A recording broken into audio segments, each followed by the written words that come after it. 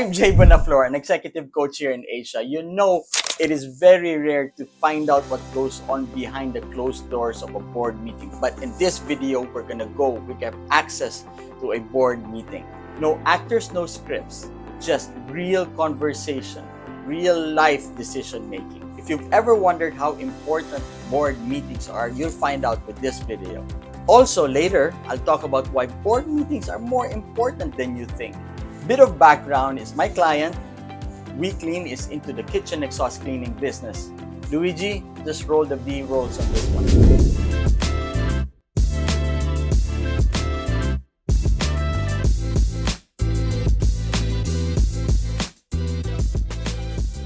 They're a medium-sized business of about 42 people, and having these board meetings is a secret to their success.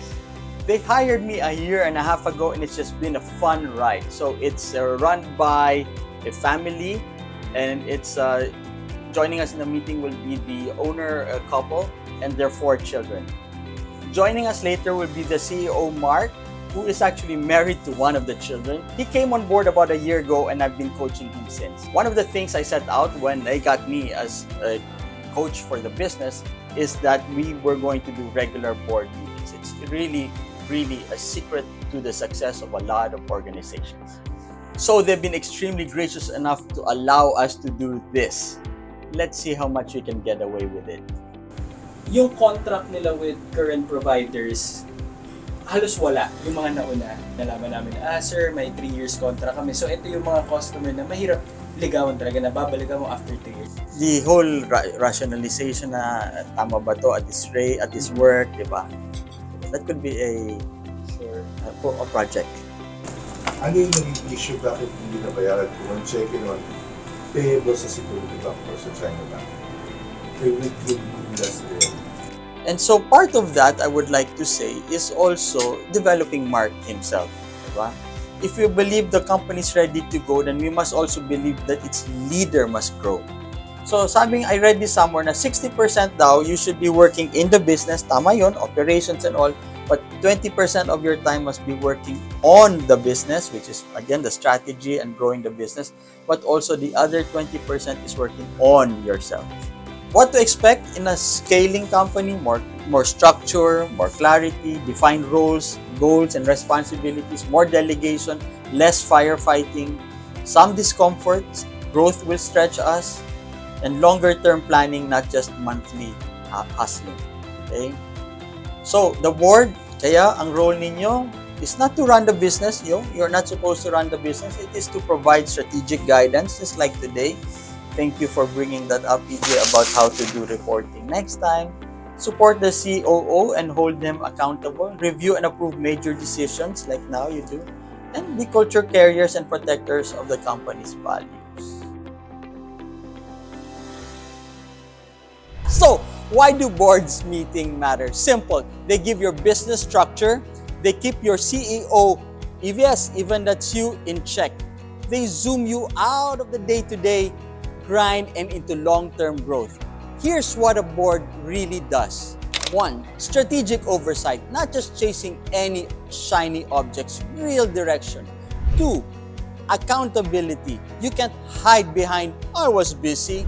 3. Risk management. When things go south, you've got a brain trust. 4. Access to network. Board members can open doors you didn't even know existed. Compliance. You don't want surprises from BIR, DTI, SEC, or your conscience.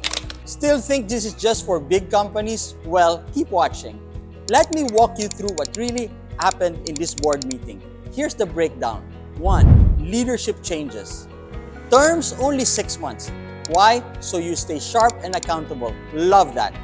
The COO shared wins, challenges, and the new service they're offering. Aircon cleaning. Simple, in demand, recurring. Boom! They just didn't throw numbers out. They factored in business days per month, seasonal trends, internal, external disruptions. This isn't guessing, it's strategy. Marketing moves, shifted focus to video content, smart, and targeted restaurants and chefs using the board's own networks. Leverage, people, leverage. So what made this board meeting actually productive? 1. Clear agenda, no fluff, just real stuff. 2. actionable outcomes, not just ideas, decisions. 3. Cross-functional voices, finance, ops, legal, marketing, all in the room. 4. Willingness to face conflict, legal cases, taxes, salaries, it's all on the table. Number 5, follow through. People were assigned tasks, deadlines, no ghosting allowed. Now, maybe you're thinking, yeah, but my business is too small for a board. I hear that a lot and I call BS. You don't need a full-blown board of directors. What you need is a circle of accountability, people who challenge your decisions and help you level up. Here's what I'd say to you. Number 1, start informal. A quarterly meeting with 2 to 3 trusted advisors is already a board. Number 2, don't wait until you're overwhelmed. Set it up before you feel the pain. 3, track decisions, minutes, action items. Keep it real. 4, make it valuable. If your board isn't calling you out or pushing you forward, it's just brunch. You know when it's time to formalize. 1, you're scaling. 2, you're raising money. 3, you're bringing in outside leaders. Number 4, you're dealing with legal or financial complexity. Don't wait for a crisis to start acting like a real business. One of the best, if not the best quote I've heard about boards is this: noses in, fingers out. And I'll repeat, noses in, fingers out. Yes, as a board member, be involved in the business, but not so that you're being involved in the day-to-day of things. So what happens when you don't do it right? Well, number 1, there's micromanagement by founders. Board becomes a rubber stamp or is bypassed entirely. 2, lack of preparation. Meetings devolve into status updates, not strategy. 3, no follow-through. Action items are forgotten, no progress or accountability. Number 4, wrong composition. Friends or family with no relevant experience dominate the board. Number 5, infrequent meetings. Board becomes irrelevant and strategic drift sets in. Still not convinced? Harvard Business Review says strong boards equals up to 15% higher return on equity. McKinsey says companies with active, diverse boards are 43% more profitable. Board meetings don't have to be boring, they don't have to be corporate, but they do have to be intentional. If you want your business to survive and thrive, then build a board, even a lightweight one. Your future self will thank you. If this video gave you a clear picture of what happens in a board meeting, smash that like button, drop a comment, and make sure you've subscribed for more behind-the-scenes content like this. And hey, if you're already running a board, I want to hear your biggest wins or your worst boardroom moments.